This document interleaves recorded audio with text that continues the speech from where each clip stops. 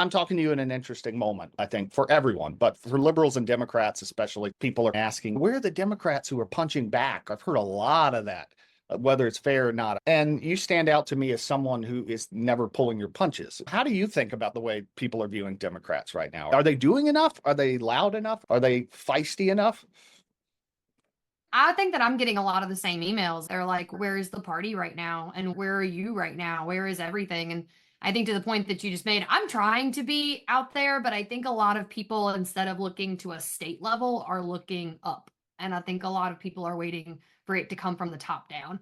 I'm like, does it need to come from the top down, though? That's what I think our problem the entire last 4 years of an election cycle was, to be honest with you, is that it came from a top down. If we go back in a Democratic Party, it's probably what's done us wrong the last decade that we've been involved with politics and that we have been sustainably losing elections across middle America, but also rural America and places where our party maybe used to be the backbone of those populations. Maybe it's good that it's coming from the bottom up. Maybe it's good that we have a lot of people out there right now that are, for the first time, trying to figure out, how do I host a protest? How do I do that myself? If no one else is coming to save me, like, I'm going to pick up the torch. And in so many cases, I'm like, that's what I've needed people to do for a long time. I've needed them to want to get in the fight with me. And that's not to say that there is not a lack of leadership. I think that right now we are in an unprecedented moment where people are, honestly, as the world is shifting beneath our feet, we are trying to figure out how to respond. And I think a lot of what Democrats are doing right now is taking that time to actually sit there and say, we need to be coordinated and we need to figure out how to punch back in a way that is not sporadic, that is not disjointed. And honestly, it does take time to figure out, with everything moving so quickly, what is our response and what does it need to be in an appropriate time. At the DNC, I thought it was really interesting. The reference to the New South, that term was used for years in a way that, looking back, you can see as almost mocking, because the New South wasn't that different from the Old South when people were using that term. It was still very racist and tied up in some old dogmatic sort of ways. What do you mean when you say a New South? Yes, it still represented racism. I think, though, it also represented a state that had made progress in terms of education and what it valued, and it valued people. And I think that is still how I associate that phrase, is like, how do we make a state better than what it was and better than what people typically do associate with a place like the South, which is a lot of hatred, a lot of racism, and a lot of bigotry. And to be honest with you, a little bit of backwards, right? And I think what I see is, when you give people the opportunity to come out of silos and the opportunity to be better educated and have access to something, because I really believe that education is the great equalizer. You have people like me, who's a state party chair of the Democratic Party in North Carolina, that grew up in Roxborough in rural Person County. People all the time say, how on earth could someone that comes from a place like that end up in a position like this? And I'm like, it's because I come from a place like that. I end up in a position like this at a young age and in the place that I am. And I think that trying to get more people to understand we can create more and better here than what we have in the past. And that's something to me that's really beautiful, because I think I spent my entire life feeling like I needed to leave where I grew up because it didn't think the same way that I did. It didn't believe in the same things that I did. And I felt forced out of it. And I feel like so many young people that grow up in rural North Carolina or in the rural South are like, you've got to leave. And even just in North Carolina in general, right? Like, you have to leave this state in order to make something of yourself. You cannot do it here. And that mentality, I think, was flipped on its head when we started to have a surge of public education and the Democrats' priority on higher education in the state, because it allowed people for the first time to see North Carolina as a place worth staying in. And I'm like, now we need to have the same resurgence of people saying, what's going to make people stay in North Carolina? And that means feeling like this is a home and a place for everyone, that there is community here across the state. But I still feel like the concept of it is the same in so many cases. Yeah. But I see a different version of our party coming up right now. And I think that over the next 20 years, people are going to see what I see now. And it's going to be like, I'm just waiting. I'm going to be out there. I'm going to be like, I told y'all it was coming. We saw it from the grass seeds up, and it's there. It's just, it maybe isn't what you see right now. I'm glad you mentioned being from rural North Carolina. What is it people don't get about rural people? I don't think Donald Trump, if he got rural people, would be taking away people's health care right now, because I think that the number one thing that we care about is each other. And it's what makes rural communities so different. And that's regardless of party affiliation. Like I grew up in a place where everybody knew somebody to ask for help that was outside your immediate family. And what I've come to realize through organizing is that those communities exist everywhere. It's just, it feels a lot different when you feel isolated from everyone else. And I think that is oftentimes how rural communities have felt throughout this state and throughout this country, honestly, is that they're isolated, nobody talks to them. And when they do, it's about, we're going to cut this and this. And so you need to figure out as a community how you're going to fund it. And the resources strapped environment that you've been in for so long has caused a community to really have to figure out how to come together and service those in need. But I think what's missing is the opportunity to say, like, government should be doing that for us in so many cases. And then it shouldn't have to be just communities that fill that gap. Good government works for people and it fills that gap for us. And I think that a lot of people just don't see that right now. Mm-hmm. Rural people feel as if party people are only showing up right before the election, that there wasn't an organizing or a presence there consistently. To be real, that's why we made such a big case about running people in all of the state legislative districts, because I heard so many people say no Democrat even thought I was worth going on the ballot to vote for. And we didn't have anybody that represented our values or that felt like our vote was worth fighting for. And we ran a lot of candidates this last cycle, and a lot of them were paper candidates. They didn't really campaign. They got out there and they put their name on the piece of paper. And I had so many people come back to me this year and they were like, Anderson, our candidate didn't even get out there and do anything. And I was like, and we've reached phase 2. Like, we've reached in light. And I'm like, yeah. And if you want to be the one that gets up there and does that and runs a campaign and actually goes out there and talks to people instead of just putting your name on the ballot because it's a gerrymandered district, that would be great. We're not going to get to a place yet where I think people fully see like our party everywhere until we are able to eradicate partisan and racial gerrymandering, to be honest with you. Like, our party's just not going to have a fair shot, and people, I don't think, are going to feel like their votes fundamentally matter in a lot of these areas until they can really see that they do. Yeah. If you've gotten so good at gerrymandering, you could almost make some elections irrelevant. This court case with Jefferson Griffin feels like it's just the next step of making elections feel irrelevant for some people. North Carolina had a lot of bright spots. What do you attribute the wins that Democrats were able to pull off in this state? People like Josh Stein, Jeff Jackson, and Rachel Hunt, and lots of candidates, Mo Green, who pulled off wins, very close ones, but very important ones. Honestly, I think it's candidate quality in every single way. All of those candidates had really good relationships to the state of North. They had deeply embedded community relationships and people that knew them not just as a Democrat, right? They knew them as a school superintendent, as Mo Green would say, or they knew Rachel Hunt as somebody who had been a volunteer in their community for years and years as a PTA mom, and then also as somebody that was just really engaged with trying to make her kids' schools better. And I think that a lot of folks really saw themselves in the people that we ran for office. Jeff Jackson alone is someone that can communicate like none other. He's someone that doesn't necessarily confront people with, I think, a partisan narrative. It comes across very much, I'm just telling you how it is, and you can like it or you can hate it, but I want you to know exactly what's going on in your government right now. And a lot of people crave that authenticity and that honesty. And to your point, Mark Robinson did not have coattails. Like, there have been several research studies done about the fact that, yes, we had a crazy person that ran for governor against Josh Stein that helped us have the largest margin for any Democratic governor in state history by 15 points, right? We'll brag about that one all day long. But I'm like, we had really successful down ballot wins, I think, because the candidates that we had were just phenomenal, and Democrats have got a deep bench of good candidates and good people that have run for statewide office and that are running for, honestly, state legislative offices, that are running for county commission and city council and school board right now too. And the thing that I think Republicans should be most afraid of in our state of Democrats is the fact that we're building a very deep bench. Over the next 10 and 20 years in the state of North Carolina, they're going to see that bench just keep on coming out with some amazing talent and people that I genuinely believe folks are going to see is just saying, man, they care about public service. And that is a hard thing to do right now, when a lot of what politics has become is media centered and television centered, and instead of work centered. How are you actually impacting somebody's fucking life at the end of the day? In my opinion, you're going to meet a lot of Democrats that are just good stewards of people's trust, and they want to make sure that they help people at the end of the day, because that is what good government is supposed to do. And that's what our party fundamentally believes in, is good government, right?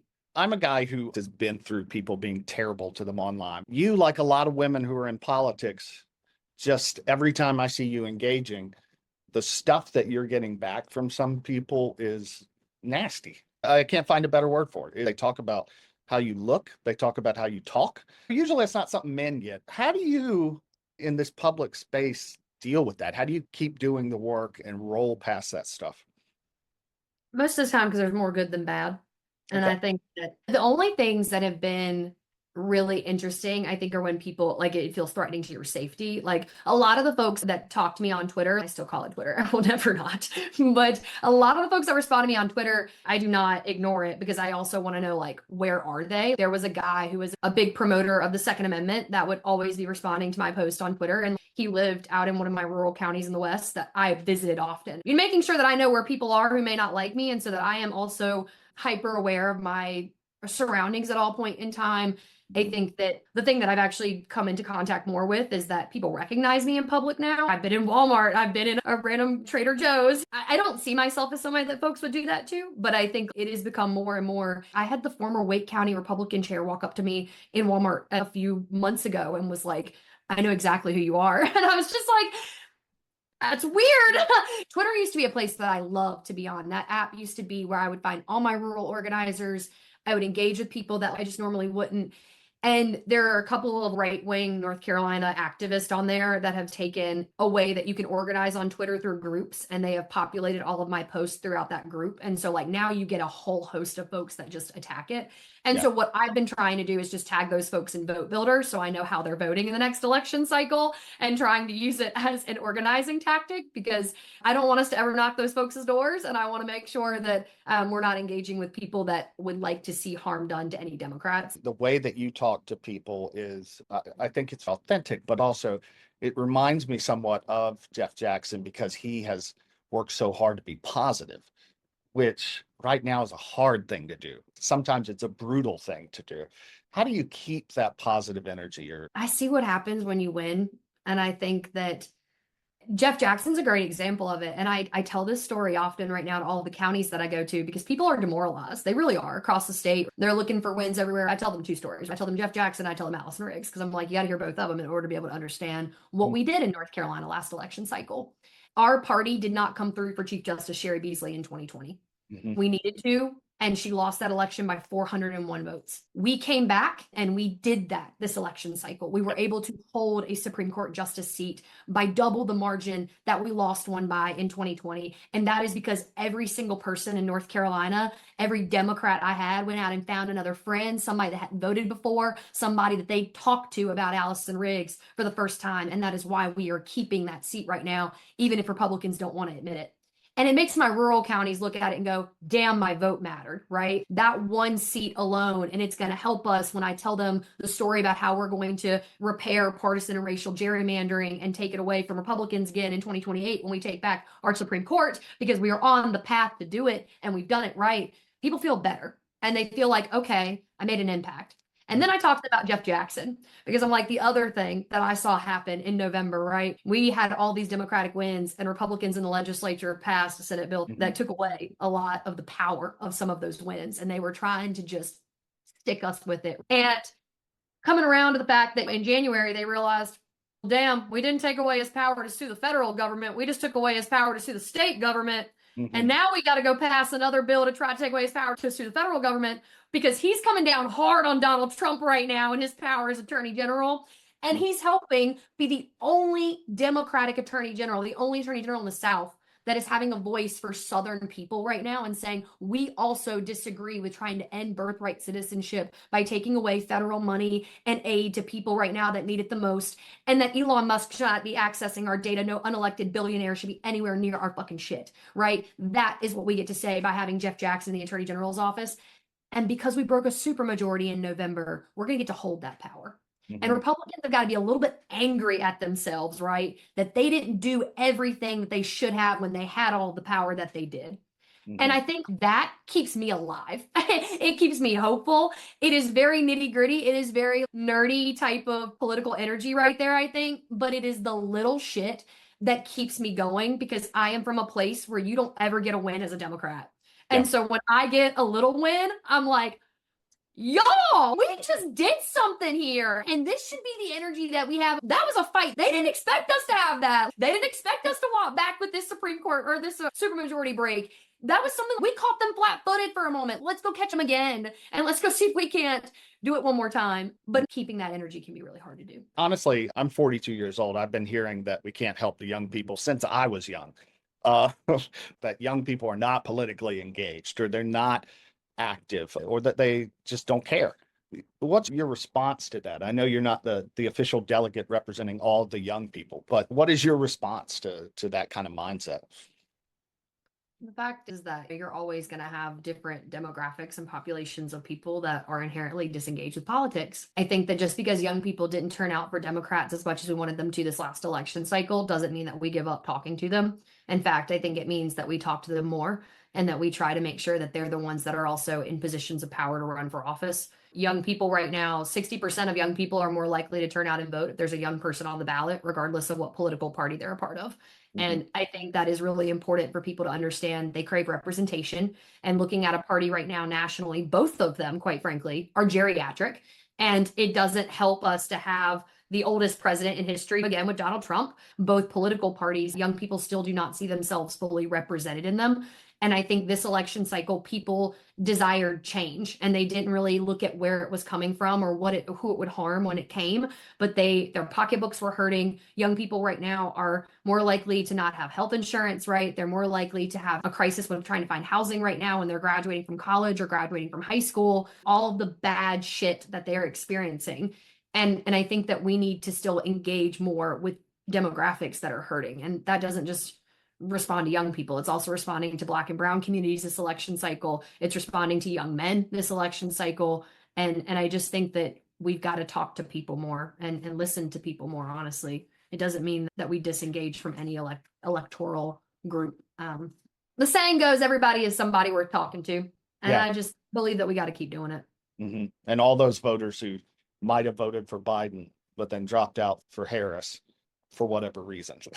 I think you can look at the numbers and see that it's not like they went out and voted for Trump. No, we were fighting an election, not just between Donald Trump and Kamala Harris. We were fighting it between Donald Trump, Kamala Harris, and the couch. And the couch won out for a lot of people last year. And I'm hoping that Democrats look at the fact that happened and we understand as a party, we have got to go and be more aggressive in making sure that people know how we are helping them in governing.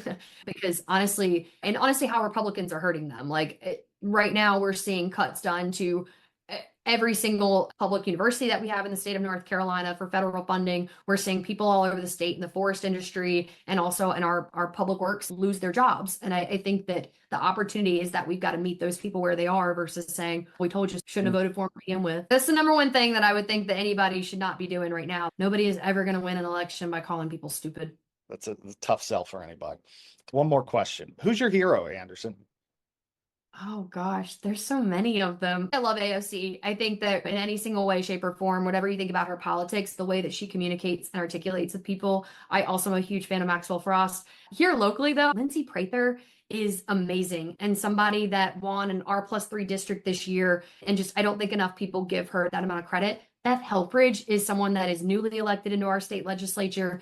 Phenomenal and really speaks from a place of knowing her constituents and wanting to learn about just every side of an issue. And I think that's rare in politics. And then look at the local level, you've got people like Chris Suggs, who I think is just a phenomenal public servant in Kinston and Lenoir County. And then you have people like a Zeb Smathers in Canton that I think is just doing phenomenal work to represent his home state and his home county. You were like, I can't name one, then you named 8.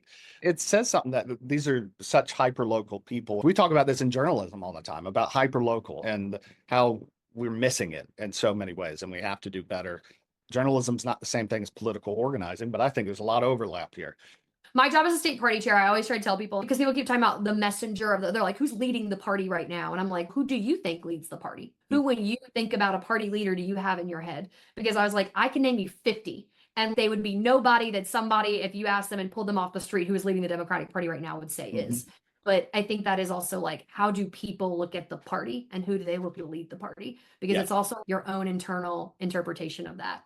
People have so much power than we think that we do. We let media dictate a lot of what happens. Our power is remarkable when we're like, wow, actually, we could shape who the party is. We could shape who the leaders of it are. I don't know, Billy Bob. It's a wild concept to have, but I'm trying to get more people in that sort of framework. You are the party, actually. You're my messenger.